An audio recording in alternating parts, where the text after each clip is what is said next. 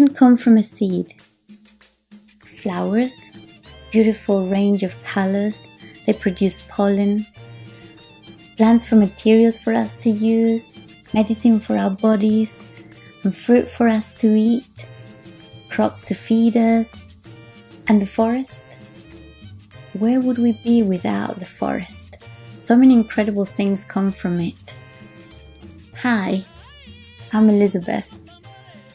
This is my Colombia, and these are my people.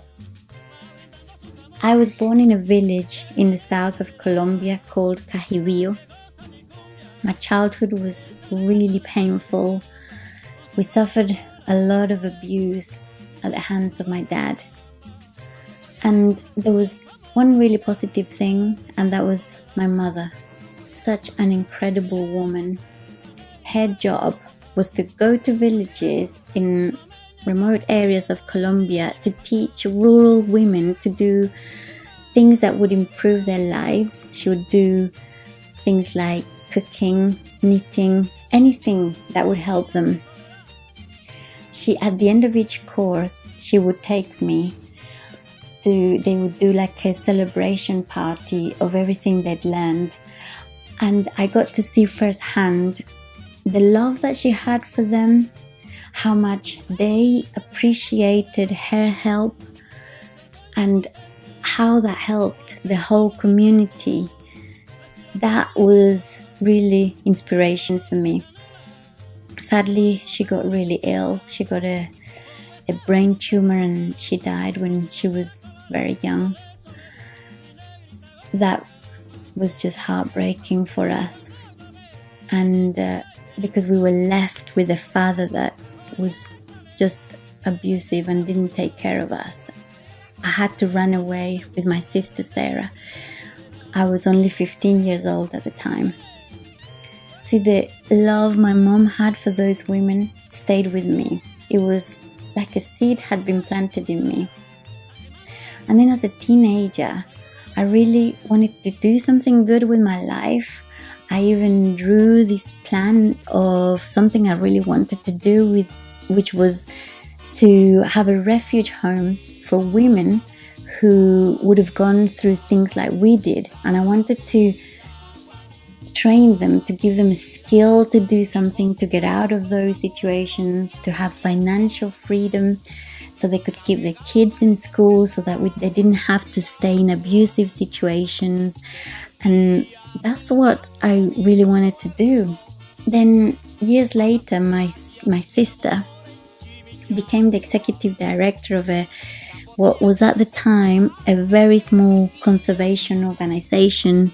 Under her management, it grew a lot, and they established over 20 nature reserves around Colombia, protecting over 20,000 acres of rainforest.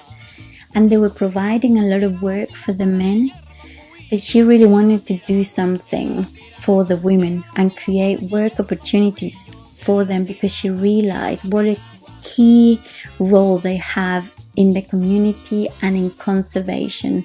So she got funding to train them to make jewelry and to do conservation education with them. And at the time, I was living in the UK with my British husband, whom I met in Colombia. And she asked me if I wanted to sell some of this jewelry that they'd been producing. So she sent it over to me, and I started selling it to my friends. So the materials that I use to make the jewelry are sustainable as much as we can. There is this particular one called tagua, which grows on palm trees in Colombia, Panama, Ecuador, and they fall to the ground. You can then dry them for about 6 weeks, and when they're hard enough, you can cut them into different shapes. You can color them. We also use other seeds from tropical areas of Colombia. These are incredible materials that turn into beautiful jewelry. See, that vision that I first had as a young teenage girl, it's been realized to a degree. But this is just the beginning. We want to do so much more. We want to impact the lives of thousands of women who live in rural areas. We want to empower them and train them to make jewelry, but that they can train others as well. We want to help them to understand that they have a key role as women, as conservation pioneers.